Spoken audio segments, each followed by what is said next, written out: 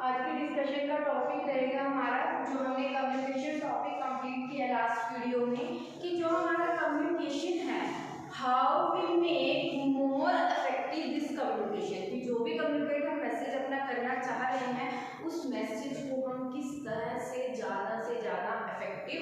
बनाएं। ठीक है, तो उसके कुछ मेथड्स हैं जो एक लिसनर पे भी डिपेंड करते हैं, एक जो सेंडर है उस पर भी डिपेंड करते हैं, जो रिसीवर है उसके ऊपर भी डिपेंड करते हैं। तो सभी पार्टीज को देखते हुए ही हम अपने कम्युनिकेशन के मेथड को इम्प्रूव कर सकते हैं। तो वन बाय वन हम वो मेथड देखेंगे कि किस तरह से हम कम्युनिकेशन को इम्प्रूव कर सकते हैं। The first one is clarify the idea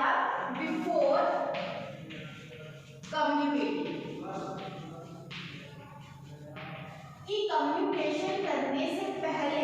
जो भी आइडिया आपके माइंड में जनरेट हो रहा है, उस आइडिया को नॉर्मल लैंग्वेज में अपने जो वर्कर हैं, साथ में काम कर रहे हैं, सबसे पहले उनको उस आइडिया को क्लैरिफाई करें, ताकि जब आप उस मैसेज को सामने वाले पार्टी को ट्रांसफर करो, एक्सचेंज करो, तो आपका मैसेज इजीली अंडरस्टैंडेबल हो जाए। ठीक है,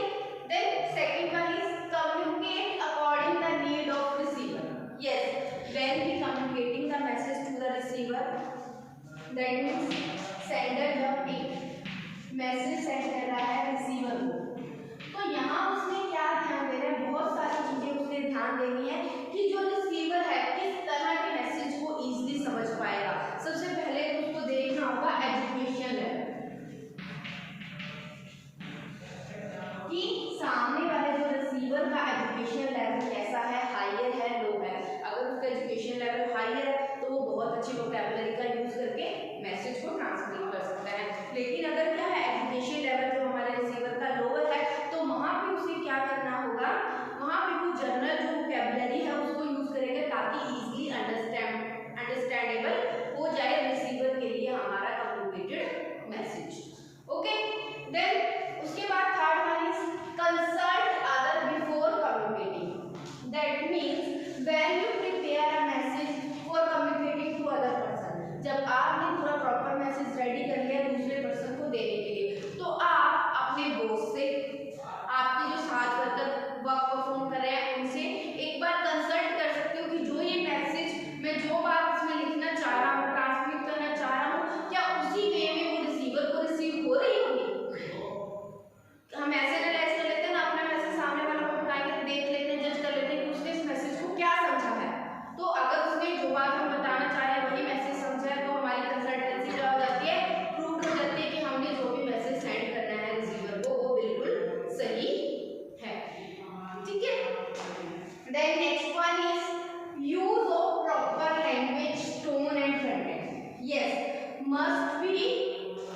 used proper content in your message, कि जो भी आप मैसेज भेजना चाह रहे हो उस मैसेज में जो भी कंटेंट यूज करो वो आपके मैसेज से जुड़े होने चाहिए। अब आप, और दूसरा आपकी टोन आपकी बिल्कुल मैसेज से रेलिवेंट होनी चाहिए। मान लो आप कोई हादसा हो गया आपके ऑर्गेनाइजेशन के अंदर, एक्सीडेंट हो गया, उसकी इंफॉर्मेशन आप मैसेज किसी सामने वाले पार्टी को देना चाहते हो, और आप क्या, आपकी टोन क्या है, एक तरह से स्माइली टोन से आप उसको क्या कर रहे हो, एक्सप्रेस कर रहे हो, तो वहाँ पे आपकी टोन आपके मैसेज से बिल्कुल भी मैच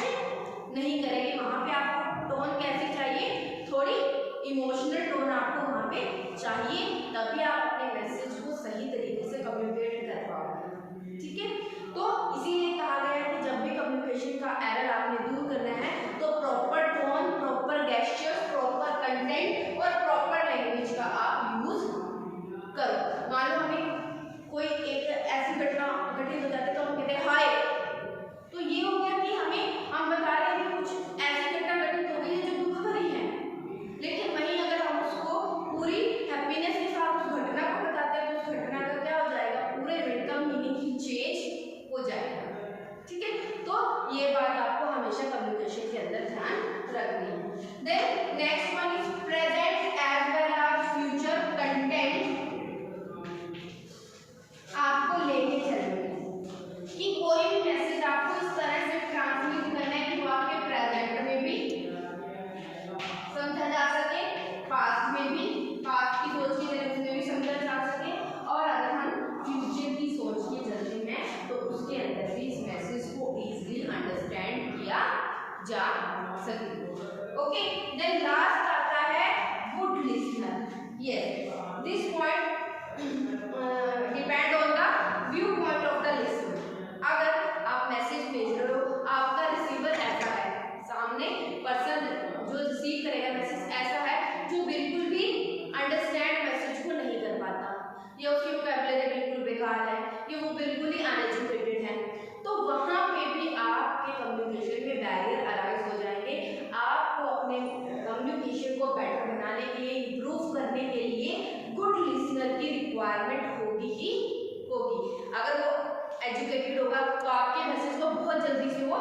रिकॉर्ड कर लेगा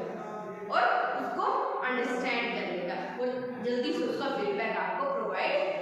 करवाएगा। तो ये कुछ पॉइंट थे regarding the communication barrier removing कि हम कम्युनिकेशन